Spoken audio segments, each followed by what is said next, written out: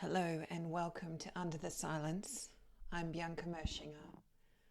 This podcast is a space where we return to what's often been forgotten, our inner world, our body's truth, and the soul's quiet whisper beneath the noise of identity. Over the past few episodes, we've explored faith, feeling, collapse, and reconnection. Today, I want to invite you into something even more personal. A reflection that has been humbling me deeply again and again. The extraordinary process of watching someone remember who they really are. It's not loud. It's not always linear, but it's sacred. And it's what this episode is all about. Let's begin. I'm truly humbled by the work I do and the people I walk beside on their journey of self-discovery. What continues to strike me deeply and profoundly is just how extraordinary it is to witness a person begin to unravel, soften, and remember.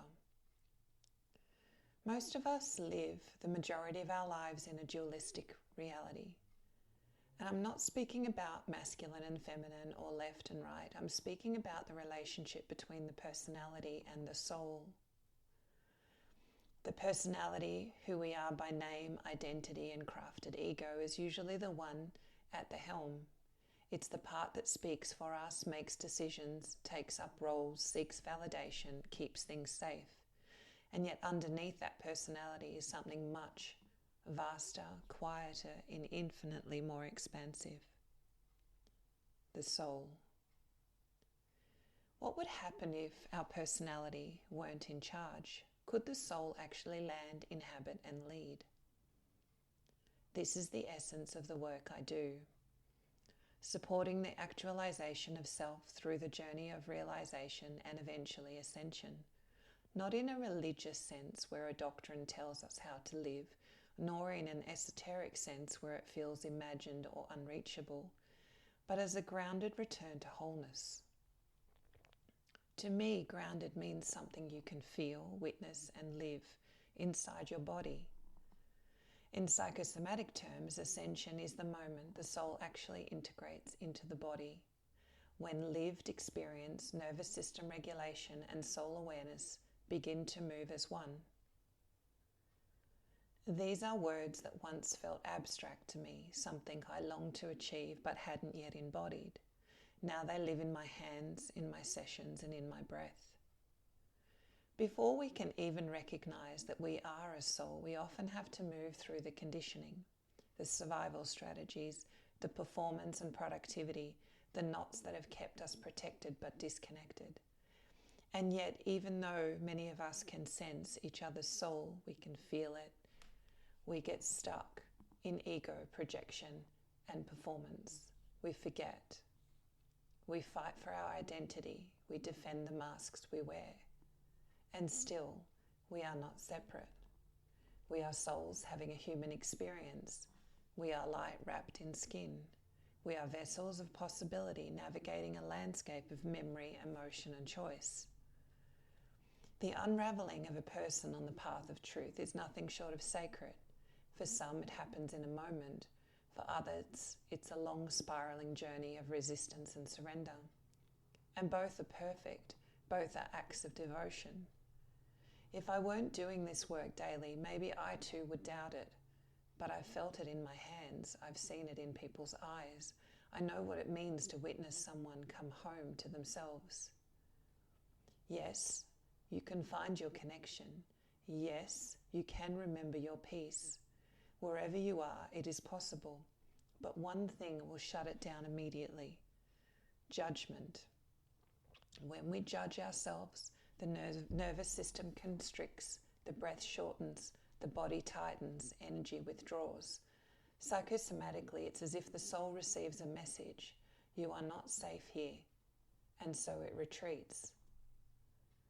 Even subtle judgment can block profound transformation. And when we judge others, we do the same. We separate, we place ourselves above or beneath without knowing the full story.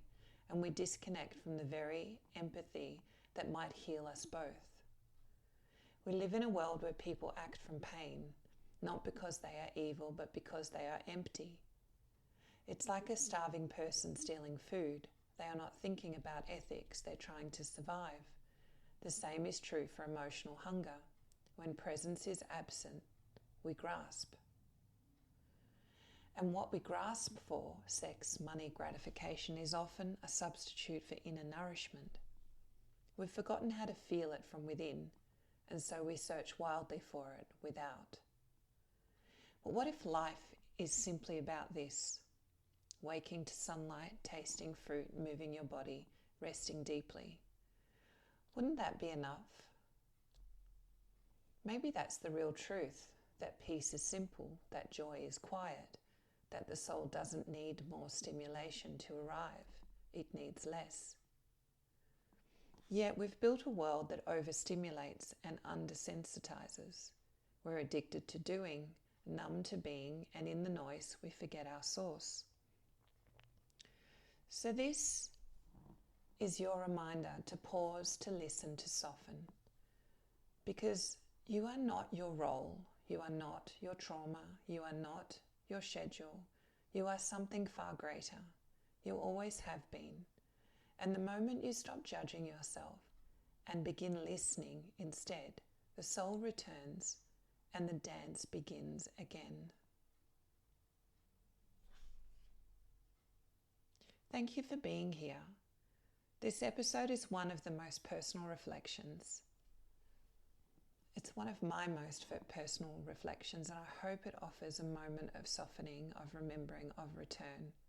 If you want to explore more, I invite you to visit biancamoeschinger.com or psychosomaticsandemotionalanatomy.com, where I co-facilitate retreats, trainings, and private sessions in psychosomatic therapy and emotional release bodywork. Under the Silence is available on Spotify and all major podcast platforms, and I'd be honoured if you shared this episode with someone who might need to hear it. Until next time, be gentle with yourself, and remember, the soul never leaves, it simply waits. Bye for now.